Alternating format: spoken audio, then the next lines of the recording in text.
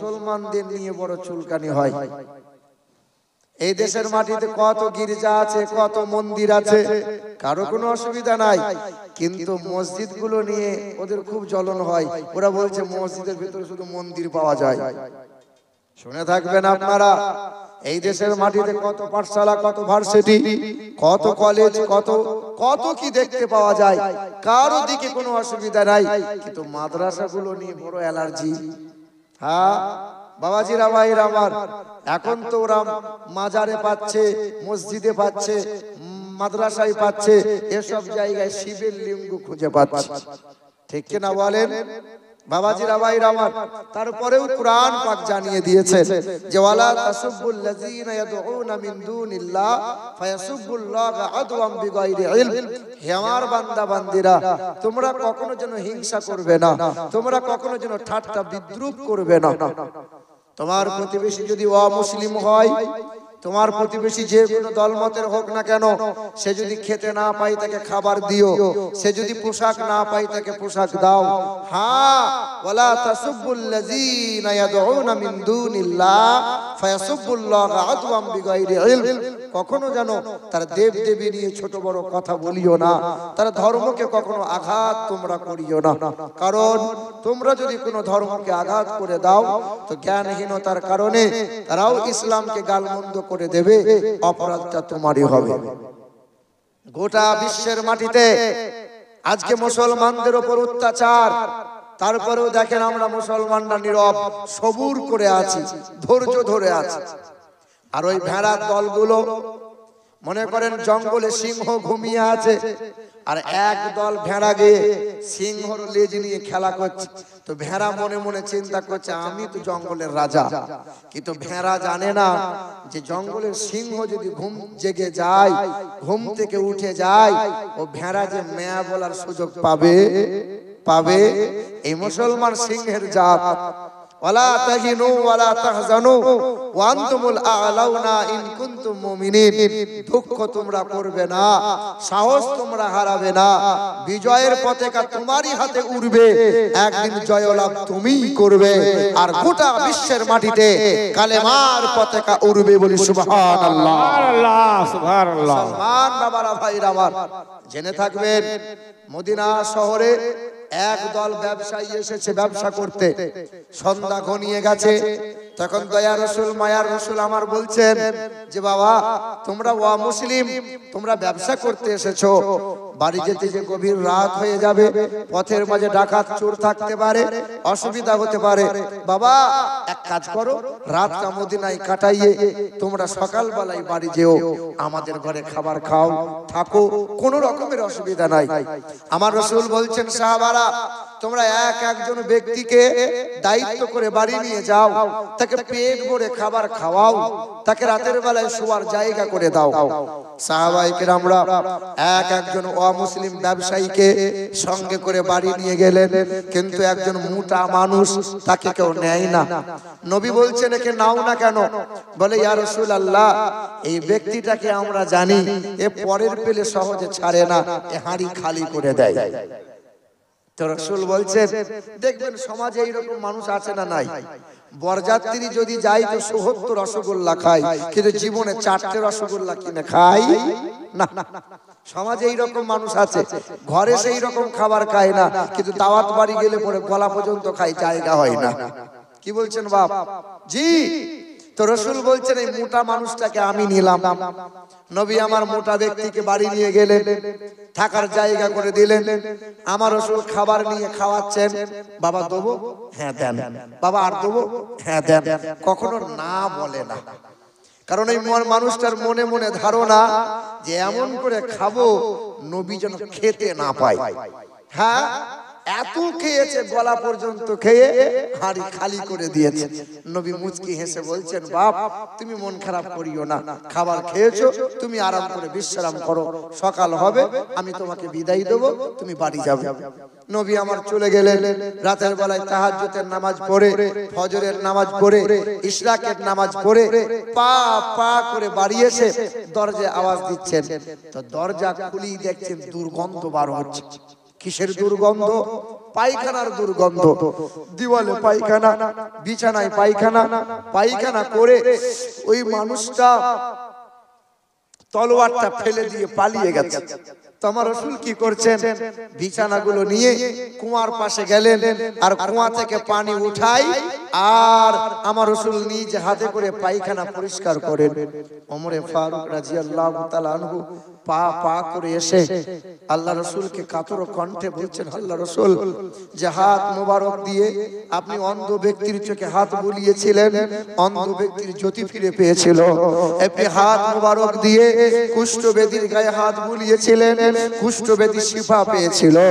আপনি আঙ্গুল দিয়ে আকাশের দিকে ইশারা করেছিলেন, আকাশের চাঁদটা দু টুকরো হয়েছে। হে আল্লাহ রাসূল, আপনার এই পবিত্র হাতে হাত দিয়ে আমরা শপথ গ্রহণ করলাম, আর আপনি পবিত্র হাত দিয়ে আপনি নাপাক পায়খানা পরিষ্কার করবেন, এটা মেনে নিতে পারছি না গো নবী, আমাকে দেন, এ কাজ আমি করি। নবী বলছেন, না, কাজ আমাকে করা লাগবে। আল্লাহ রাসূল নিজ হাতে তিনি পায়খানা পরিষ্কার করছেন।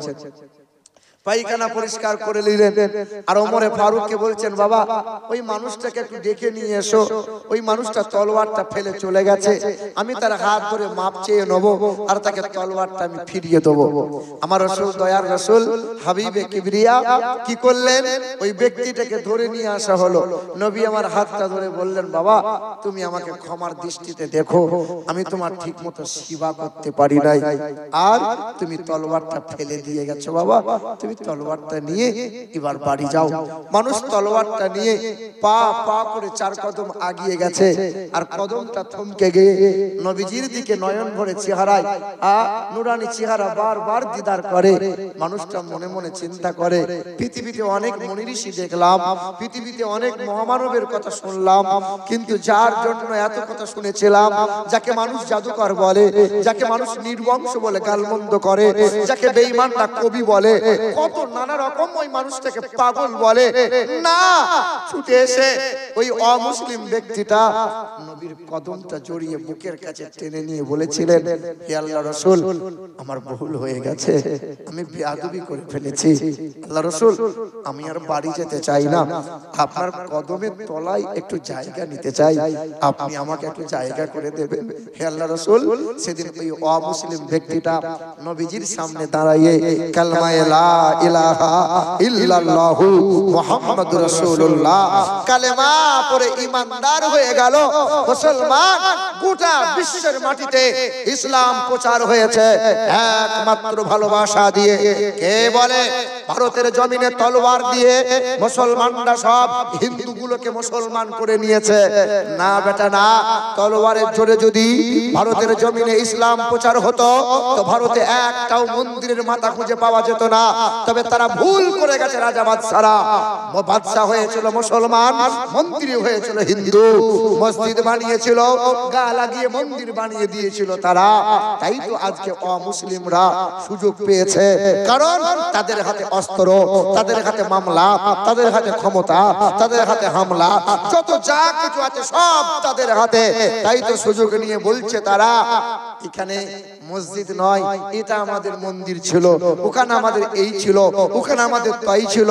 তাই তো তারা মসজিদের ভেতরে মন্দির খুঁজে পাচ্ছে। বন্ধু কতদিন করবে? করো, ক্ষমতা চিরস্থায়ী থাকবে না।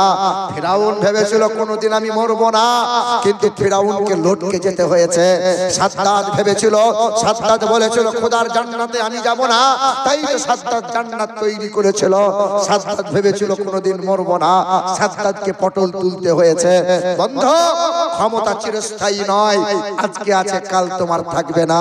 সেই দিন তোমার কি হাল হবে বলো? বাপ, আমরা মুসলমান সব সময় সম্প্রীতি বজায় রাখতে চাই। একটু নবীজির মহব্বতে উচ্চ স্বরে সকলে দরুদ শরীফ পড়ে আল্লাহুম্মা সাল্লি আলা সাইয়্যিদিনা মাওলানা মুহাম্মদ ওয়া আলা আলি সাইয়্যিদিনা মাওলানা মুহাম্মদ সাল্লাল্লাহু তাআলা আলাইহি ওয়াসাল্লাম। এ মুসলমান বাবারা, ভাইরা আমার, আমার আল্লাহ পাক রব্বুল আলামিন জানিয়ে দেন, তারা কভু পথ ভুলে যায় না। নবীজির প্রেম ছাড়া এই দুনিয়ায় কারো কাছে কোনো কিছু চাই না। যাদের হৃদয়ে আছে আল্লাহর ভয়, তারা কভু পথ ভুলে যায় না। রাতের আধারে যারা সিজদাতে রয়, দু চোখে অশ্রুতে নদী যেন বয়। রাতের আধারে যারা সিজদাতে রয়, দু চোখের অশ্রুতে নদী যেন বয়। ছলনার হাত ছানি যতই আসুক, ছলনার হাত ছানি যতই আসুক, পিছনে ফিরে কভু তাকাই না।